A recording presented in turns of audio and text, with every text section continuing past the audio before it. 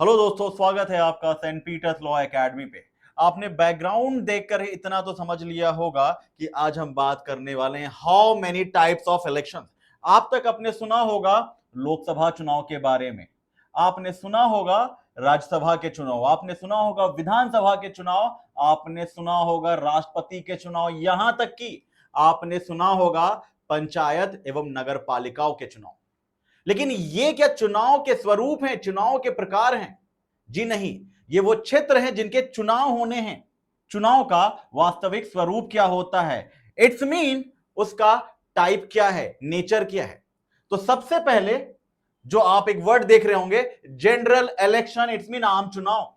अभी पिछले साल सन 2024 में आपने सुना होगा कि लोकसभा के आम चुनाव हुए। तो यह आम चुनाव क्या होता है? वास्तव में किसी लोकसभा या राज्य विधानसभाओं के समय काल की पूर्ति होने के बाद, यानी जो 5 साल का टाइम पीरियड है वो पूरा हो जाने के बाद जो अगला चुनाव होता है उसे हम लोग या तो जनरल इलेक्शन या हिंदी में आम चुनाव कहते हैं।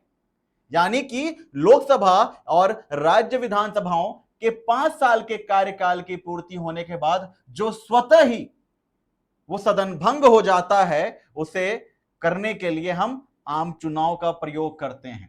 जबकि दूसरा है मिड टर्म इलेक्शन, अर्थात मध्यावधि चुनाव। मान लीजिए सरकार की गठन हुए, सरकार ने कुछ साल काम भी किया, परंतु अविश्वास प्रस्ताव के माध्यम से समय पूर्व होने के पहले ही, या यूं कहें कि 5 साल का समय था, कुछ समय पहले ही 3 साल में, 3.5 साल में सरकार के खिलाफ अविश्वास प्रस्ताव लाया गया और सरकार गिर गई। उस स्थिति में जब चुनाव कराए जाते हैं तो उसे मध्यावधि या मिड टर्म इलेक्शन कहते हैं। लेकिन स्थिति क्या है कि ना सरकार भंग हुई है, ना सरकार गिरी है, ना ही उसका समय पूरा हुआ है, परंतु किसी मंत्री, किसी लोकसभा के प्रत्याशी या राज्यसभा के प्रत्याशी या विधानसभा के प्रत्याशी, उनकी मृत्यु हो जाती है, तो उस एक सीट विशेष के लिए जो चुनाव होते हैं उसे हम बाय इलेक्शन या उपचुनाव कहते हैं। लेकिन चौथा वर्ड जो आपने नहीं सुना होगा,